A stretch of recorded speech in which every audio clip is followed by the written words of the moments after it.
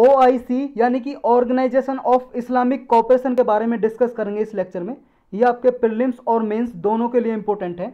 अभी recently news में इसलिए आया क्योंकि OIC ने, ऑर्गेनाइजेशन ऑफ इस्लामिक कोऑपरेशन ने एक प्रपोजल रखा था कि वो इंडिया और पाकिस्तान के बीच में मेडिएट कराएगा। कहने का मतलब ये है, जो कश्मीर इशू चलता रहता है, इंडिया पाकिस्तान के बीच में कश्मीर को लेकर लड़ाई चलती रहती है, इसने OIC ने बोला था कि हम कुछ ऑफिसर भेजते हैं आपके बीच में, मतलब कंप्रोमाइज़ कराएंगे। लेकिन इंडिया की जो मिनिस्ट्री ऑफ एक्सटर्नल अफेयर्स है उसने रिजेक्ट कर दिया ये प्लान, कि कह दिया भाई साहब आप कौन होते हो, कश्मीर इशू तो हमारा इंटरनल मामला है, हमारे दोनों कंट्री का हम खुद सुलझाएंगे, आप बीच में क्यों आ रहे हो। दिसंबर 2020 में भी ऐसा प्रपोजल रखा था, फिर भी इंडिया ने ये प्रपोजल इसका रिजेक्ट कर दिया था OIC का। तो कई बार ये प्रपोजल रख चुका है, तो इसके बारे में पहले पढ़ते हैं और क्यों प्रपोजल रखती है, क्या कारण है, सारा देखेंगे इसमें। ऑर्गेनाइजेशन ऑफ इस्लामिक कोऑपरेशन क्या है, पूरे वर्ल्ड की second largest intergovernmental organisation है। दूसरे नंबर की सबसे बड़ी इंटर गवर्नमेंटल का मतलब है अंतर सरकारीय संस्था है, जो यूनाइटेड नेशन के बाद आती है दूसरे नंबर पे। सबसे बड़ी तो यूनाइटेड नेशन संस्था है पूरे वर्ल्ड में, दूसरे नंबर पे ये आती है क्योंकि इसके 57 मेंबर कंट्री हैं, सदस्य हैं इसके। ये मुस्लिम वर्ल्ड की कलेक्टिव वॉइस की तरह काम करती है, यानी कि जो मुस्लिम्स हैं, यानी कि मुस्लिम्स जो लोग हैं, मुस्लिम धर्म के लोग हैं, उनके इंटरेस्ट को सेफ गार्ड और प्रोटेक्ट करने के लिए काम करती है। ये इंटरनेशनल पीस, अंतर्राष्ट्रीय शांति रहे और हारमोनी रहे, लोगों में मधुर संबंध रहे पूरे वर्ल्ड में, इसके लिए काम करती है। क्या इंडिया इसका मेंबर है? नहीं, इंडिया इसका मेंबर नहीं है, India is not a member of this. ये कब एस्टेब्लिश हुई थी? किंगडम ऑफ मोरक्को एक कंट्री है, मोरक्को आपने देखा होगा, ये अफ्रीका में एक कंट्री है मोरक्को, नहीं देखा तो ये देख लो, ये मोरक्को एक कंट्री है। मोरक्को यहाँ पे नहीं दिखाई दे रहा, ये देखो मोरक्को एक कंट्री है। यहाँ पे एक अडॉप्ट किया था, एक प्लान रेजोल्यूशन अडॉप्ट किया था, राबत प्लेस है यहाँ पे 1969 में, तब ये एस्टेब्लिश की थी, एक समिट हुआ था, मीटिंग हुआ था। इसका हेडक्वार्टर कहाँ पे? मुख्यालय सऊदी अरबिया में, जेदा में इसका हेडक्वार्टर है, मुख्यालय है। तो ये क्या है, इस डायग्राम से समझ सकते हो। 1969 में ये बनी थी, इसके 57 मेंबर हैं अभी, और जब बनी थी फाउंडिंग मेंबर 30 थे। और इसका एक चार्टर था, मतलब रूल बुक अडॉप्ट की थी 1972 में, कि कैसे काम करेगा ये OIC, organisation for Islamic cooperation. और इसकी 4 बॉडीज़ हैं मेनली जो काम करती हैं, इसका एडमिनिस्ट्रेशन संभालती हैं। एक काउंसिल ऑफ फॉरेन मिनिस्टर है, मतलब जितने भी मेंबर है फॉरेन मिनिस्टर होते हैं, जो कंट्री के विदेश मंत्री, उनकी मीटिंग होती है। जनरल सेक्रेटरीट है एक बॉडी, एक इस्लामिक समिट यानी कि मीटिंग होती है इनकी, अल-कुड्स कमेटी है एक, जिसमें कुछ मेंबर हैं, तो इसका एडमिनिस्ट्रेशन संभालते हैं ये। अब OIC का स्टैंड क्या है इंडिया को लेके? देखो, ये ऑफर करती है अरेंजमेंट मीटिंग, कि हम क्या है, पाकिस्तान इंडिया के बीच में मेडिएशन कराएंगे, सुलह कराएंगे, कॉम्प्रोमाइज़ कराएंगे, अपना डेलीगेशन भेजना चाहती है ये, मतलब कुछ अधिकारी। तो ये फॉरेन मिनिस्ट्री जो हैं, फॉरेन मिनिस्टर इस काउंसिल के, OIC काउंसिल के, उनमें से रिजोल्यूशन लाया इन्होंने कि हम पाकिस्तान और इंडिया के बीच में सुलह कराएंगे। तो इंडिया ने रिजेक्ट कर दिया भाई साहब, 2 बार भेजा इसने। ये क्यों किया इसने? OIC क्यों चाहती है? ये पाकिस्तान इसका मेंबर है, ये OIC का पाकिस्तान मेंबर है, इंडिया तो मेंबर नहीं है। तो पाकिस्तान रिपीटेडली इशू को उठाता है, जब भी इसकी मीटिंग होती है, कश्मीर इशू को उठाता है इसकी मीटिंग में। तो OIC से कहता है कि आप क्या है, इंडिया के खिलाफ कोई एक्शन लीजिए। और जो ये रिलेशन है वेस्ट एशिया के साथ, क्या है, इंडिया के बढ़ते जा रहे हैं।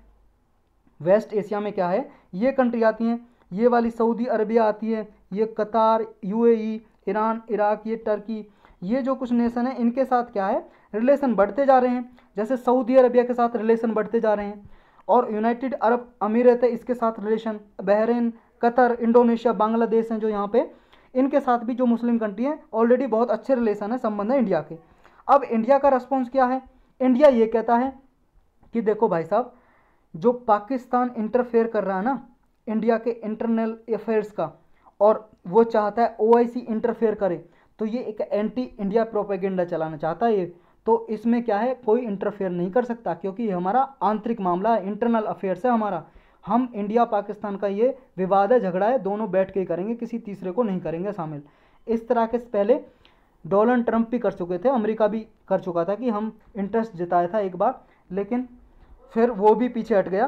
तो इंडिया ने कहा कि हमारा इंटरनल मामला है, किसी को हम बीच में नहीं लेके आएंगे। अब इंडिया और OIC का क्या स्टैंड है? देखो, ऑर्गेनाइजेशन की तरह क्या रिलेशनशिप है OIC के साथ इंडिया के। 45th सेशन हुआ था, मतलब मीटिंग हुई थी फॉरेन मिनिस्टर की, जितने इसके मेंबर हैं ना, 57 मेंबर OIC के, ऑर्गेनाइजेशन फॉर इस्लामिक कोऑपरेशन, इनके मेंबर नेशन के फॉरेन मिनिस्टर की मीटिंग हुई 45वीं 2018 में। वहाँ पे बांग्लादेश होस्ट कंट्री था। होस्ट किया था किसने इस मीटिंग को? बांग्लादेश ने। उसने कहा था इंडिया को भी भाई साहब, क्योंकि इंडिया में पूरे वर्ल्ड में जितने मुस्लिम है ना, उसमें से 10% पॉपुलेशन मुस्लिम की तो इंडिया में रहती है, तो इंडिया को ऑब्जर्वर स्टेटस दे दो इस ओआईसी में। लेकिन पाकिस्तान भाई साहब बिगड़ गया, पाकिस्तान ने अपोज किया, नहीं हम, पाकिस्तान ने कहा कि इंडिया को इसमें ऑब्जर्वर स्टेटस का नहीं दिया जाएगा। और ऑब्जर्वर स्टेटस होता है ऑब्जर्वर मेंबर, यानी कि जब इसकी मीटिंग होगी इंडिया भी जाएगा मीटिंग अटेंड करने, लेकिन जो डिसीजन होंगे, जब वोटिंग होगी तो वोटिंग करने का अधिकार नहीं होता, फुल मेंबर नहीं होता, बस ऑब्जर्वर करेंगे, वो देखेंगे क्या डिसीजन ले रहे हैं, क्या हो रहा मीटिंग में। तो बांग्लादेश ने सजेस्ट किया था, लेकिन पाकिस्तान ने अपोज किया, विरोध किया, मना कर दिया। फिर 2019 में इंडिया ने एक मैडन अपीयरेंस की। इसमें कहने का मतलब ये, जब ओआईसी की फॉरेन मिनिस्टर की मीटिंग हुई 2019 में, तो ओआईसी ने एज ए गेस्ट ऑनर की तरह इसे बुलाया इंडिया को, तो इंडिया ने मीटिंग को अटेंड किया अतिथि की तरह। तो एक तरह से फर्स्ट टाइम डिप्लोमेटिक विक्ट्री हुई थी इंडिया की पाकिस्तान के अगेंस्ट, क्योंकि आपको पता है उस टाइम पे पुलवामा अटैक हुआ था, आतंकवादी अटैक किया था पाकिस्तान की तरफ से इंडिया में, तो ये पाकिस्तान इन्वॉल्व था, तो पाकिस्तान इंडिया की टेंशन इंक्रीज हो रही थी, तो डिप्लोमेटिकली विक्ट्री हो गई थी, विजय हो गई थी इंडिया की, जब इंडिया को गेस्ट की तरह इसमें मतलब गेस्ट की तरह इनवाइट किया था, इनविटेशन दिया था। लेकिन पाकिस्तान नहीं चाहता था कि ये गेस्ट की तरह आए, लेकिन फिर भी बुलाया गया ओआईसी के फॉरेन मिनिस्टर की मीटिंग में, तो अटेंड किया इंडिया ने। तो ये पहली बार विक्ट्री होती है इंडिया की डिप्लोमेटिकली। अब क्रिटिसिज्म क्या है of India's policy by OIC, मतलब ओआईसी किस किस पॉलिसी की इंडिया की को आलोचना करता है, बुराई करता है। एक तो करता है कि ये कहता है पाकिस्तान का स्टैंड सपोर्ट करता है कश्मीर के लिए ओआईसी, और क्रिटिसाइज करता है कि इंडिया क्या है, एट्रोसिटीज करता है, यूनियन टेरिटरी जो बना दिया अभी जम्मू कश्मीर, यहाँ पे अत्याचार करता है इंडिया, ऐसा कहना है इसका ओआईसी का। 2018 में ओआईसी के जनरल सेक्रेटेरिएट ने एक्सप्रेस किए थे स्ट्रॉन्ग कंडेमनेशन, मतलब आलोचना की थी, एक तरह से निंदा की थी, निंदा कंडेमनेशन का होता है निंदा करना, कि यहाँ पे कुछ इनोसेंट जो कश्मीरी पीपल है इनको इंडियन फोर्सेज मार रही है, किलिंग कर रही है, इंडियन ऑक्युपाइड कश्मीर, वो इंडियन ऑक्युपाइड कश्मीर का नाम लिया, ये इंडिया का जो कश्मीर इंडिया के पास है अभी, उसको इंडियन ऑक्युपाइड कश्मीर बोला, जैसे हम पाकिस्तानी ऑक्युपाइड कश्मीर बोलते हैं ना, ऐसे इस एरिया को जो इंडिया के पास है इंडियन ऑक्युपाइड कश्मीर बोला। यहाँ पे ये इंडिया मतलब कश्मीरी लोगों को मारता है। और एक डायरेक्ट शूटिंग एट डिमोन्स्ट्रेटर, मतलब जो टेररिस्ट अटैक हुआ था एज ए टेररिस्ट अटैक, इसको डिस्क्राइब किया था कि डायरेक्ट शूटिंग अटैक एट ए डेमोन्स्ट्रेटर। मतलब क्या हुआ था कि जो इंटरनेशनल कम्युनिटी को रोल प्ले करना चाहिए कि यहाँ पे कश्मीर में जो कॉन्फ्लिक्ट हो रहा है ये जस्ट और लास्टिंग सॉल्यूशन के लिए, मतलब इसका सॉल्यूशन ढूंढा जाना चाहिए, तो इंटरनेशनल कम्युनिटी को लाया जाना चाहिए, तो ऐसा डिस्क्राइब करता ओआईसी। और ओआईसी गवर्नमेंट ऑफ इंडिया का जो सिटीजनशिप अमेंडमेंट एक्ट किया था 2019 में, इसको भी क्रिटिसाइज किया था, आलोचना की थी। ये एक्ट क्या था? ये था कि जो माइनॉरिटीज़ कम्युनिटीज़ हैं, माइनॉरिटीज़ कम्युनिटीज़ क्या होती हैं? अल्पसंख्यक, मतलब जो मेजोरिटी का मतलब होता है किसी भी चीज़ में भी, जैसे पॉपुलेशन में मेजोरिटी देखेंगे तो 50% से ज़्यादा पॉपुलेशन किसी मान लो धर्म की है तो वो रिलीजन की है तो वो आ गया मेजोरिटी में, बाकी के सब 50% से कम है वो माइनॉरिटी में आते हैं। जैसे इंडिया में माइनॉरिटी कम्युनिटीज़ हैं, सिख मुस्लिम, मतलब हिंदू धर्म के अलावा सारी माइनॉरिटी कम्युनिटीज़ में आती हैं। तो इसमें कहा था कि जो माइनॉरिटी कम्युनिटी में आती हैं, जो धर्म माइनॉरिटी रिलीजन में आते हैं, पाकिस्तान में, बांग्लादेश में, ये अफ़गानिस्तान में, तो इन नेशन से जो कोई यहाँ पे इंडिया में आ गया तो उन्हें सिटीजनशिप दी जाएगी। ऐसा एक अमेंडमेंट किया 1955 के एक्ट में, 2019 में ये संशोधन किया। तो इसको भी क्रिटिसाइज़ किया था, वो बोला था ओआईसी धर्म के आधार पे भाई साहब आप भेदभाव कर रहे हो, क्योंकि इसमें मुस्लिम को सिटीजनशिप देने का अधिकार नहीं था, क्योंकि मुस्लिम तो यहाँ पे मेजोरिटी में है ना, पाकिस्तान में मेजोरिटी पॉपुलेशन है मुस्लिम की यहाँ पे ज़्यादा है, बांग्लादेश में भी और आपके अफगानिस्तान में भी, तो मुस्लिम को ये नहीं दिया था।